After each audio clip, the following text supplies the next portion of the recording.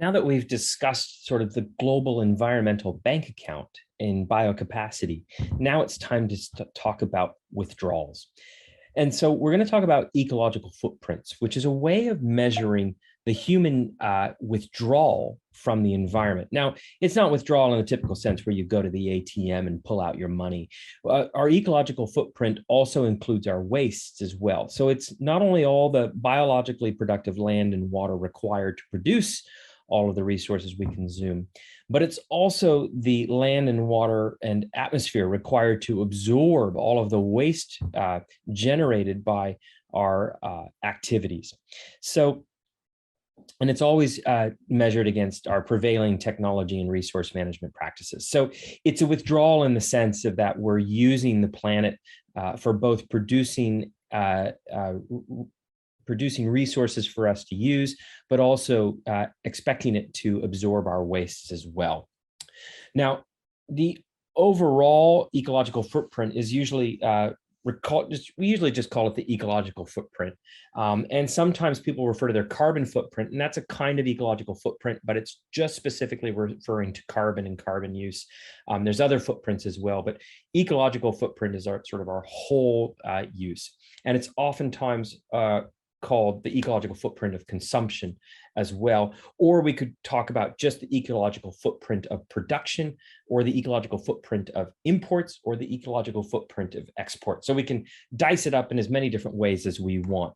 But typically when we talk about EF, we're talking about the ecological footprint of our consumption, and that includes our imports, but we don't include our exports. And that's because we expect the nation that receives that material or product to count that import as in their ecological footprint. So we don't want to do any double accounting. So ecological footprint of consumption includes our imports, what we produce in our own nation, but not our exports. Just a quick heads up on that one.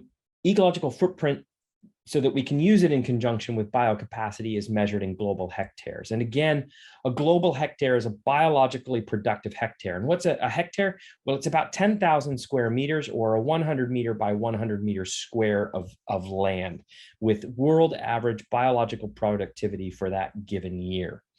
Okay, so it's sort of an idealized average 100 meter by 100 meter square. Now, most football pitches and soccer fields, and let's not get into a debate about soccer and football, are roughly 100 meters or 100 yards long. So just imagine 100 by 100 meter, just imagine a square football or soccer field, to give yourself an idea of how much land that is. Now, when we look at relative ecological footprints, this is a really interesting. So these are per capita relative ecological footprints. And what you can see here, and let's just think about this, the ecological footprint per capita is a nation's, as it's shown here, is a nation's total ecological footprint divided by the total population of the nation. So we take the whole nation's footprint, we divide it by the number of people in that nation. To live within the means of our planet's resources, the world's ecological footprint would have to equal the available biocapacity per person on our planet, which is about 1.7 global hectares. And you can see over here that this second to the lightest gray, or this lightest gray, is 1.7, is less than 1.7. So all of these countries that are the lightest gray, Greenland, are the lightest gray, are the ones that are sort of living within the global biocapacity, all right, per capita. A nation's ecological footprint, greater than 6.7. So let's say the US, 6.8. If a nation's ecological footprint per person is 6.8 global hectares, its population are using 4 times the resources and wastes that our planet can generate and absorb. Okay, so they're using it at a rate that's 4.8 times what can actually be sustained.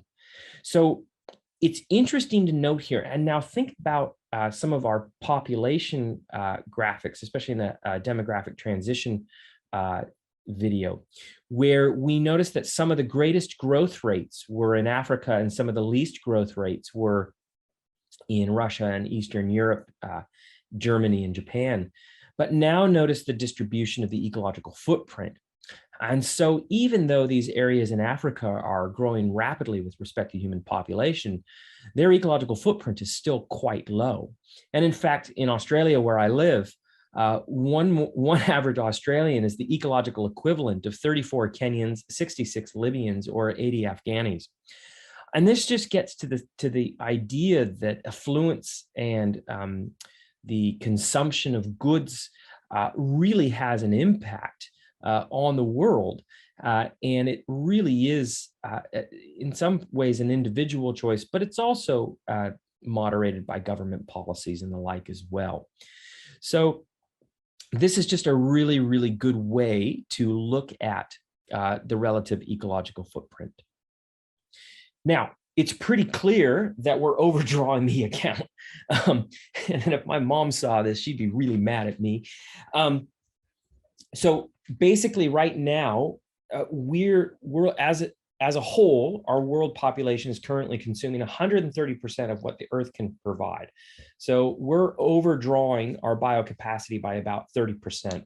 Now, luckily, quote unquote here, this consumption and waste generation isn't evenly distributed. And that allows us to keep going. And if it was evenly distributed, we'd need 4.5 Earths.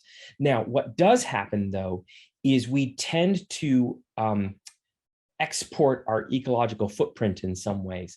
And so even though we're consuming goods in the United States, the ecological impacts of that may be being felt in China or Western Europe or wherever those goods were manufactured. So it's important to think that even though it's not evenly distributed, and even within a nation, those ecological footprints aren't necessarily evenly distributed, because we know that there is a direct relationship between wealth and resource use. So if you don't have an equal share of wealth, you're not actually using resources equally as well.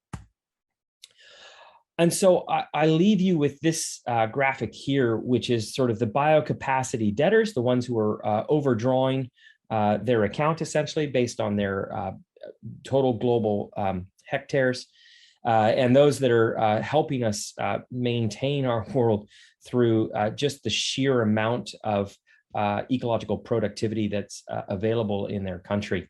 And so the global debtors are China, India, the United States. Australia isn't a global debtor simply because it has a low population and a huge land mass, which makes its biocapacity quite large, and its population is small. So it's actually a creditor with respect to biocapacity. So I'll leave you with this graphic, and we'll meet you at the next step.